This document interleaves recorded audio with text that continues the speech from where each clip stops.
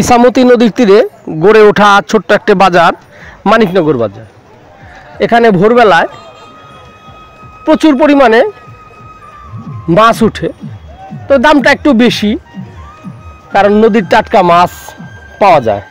কারণ আমাদের পদ্মা এবং ইছামতি খুব সংলগ্ন হওয়ার কারণে এখানে খুব ভোরে টাটকা কিছু পদ্মা এবং ইছামতি নদীর মিঠা পানির মাছ, যেটা মিঠা পানির মাছ পাওয়া যায়। মিঠা পানির মাছের সুখ্যাতি যেমন সারা দেশ জুড়ে রয়েছে, তেমনি মিঠা পানির মাছ যারা স্বাদ গ্রহণ করেছেন তারা বারবারই মিঠা পানির মাছ সংগ্রহ করার চেষ্টা করেন।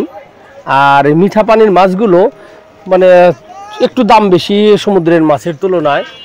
আর বিশেষ করে এখান থেকে আপনারা চাইলে একদম সরাসরি, যারা বর্তমানে তো জেলের সংখ্যা কম আমাদের অঞ্চলে, যারা জেলে ছাড়া অন্যান্য ধর্মাবলম্বীর লোক মাছ মারে তাদেরকে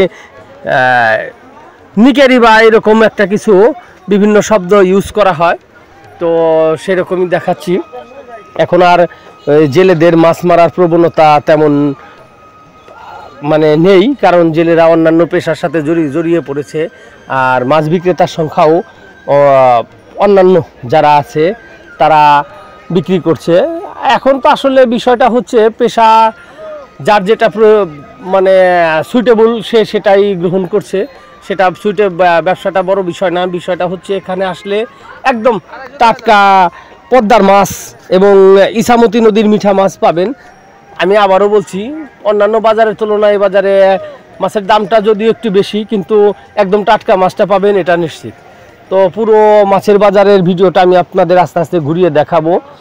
আর আরও আরেকটা বিষয় দেখাবো যে একদম বর্ষা মৌসুমে নদীর পাড়ে জেলেরা কিভাবে মাছ এনে ঘাটে ভিড়াচ্ছে, এই সব মানে টোটাল সমস্ত ভিডিওটাই আজকের মাছের উপর কেন্দ্র করে, তাই মাছ বিষয়েই আজকের ভিডিওটা আমি আপনাদের দেখানোর চেষ্টা করছি।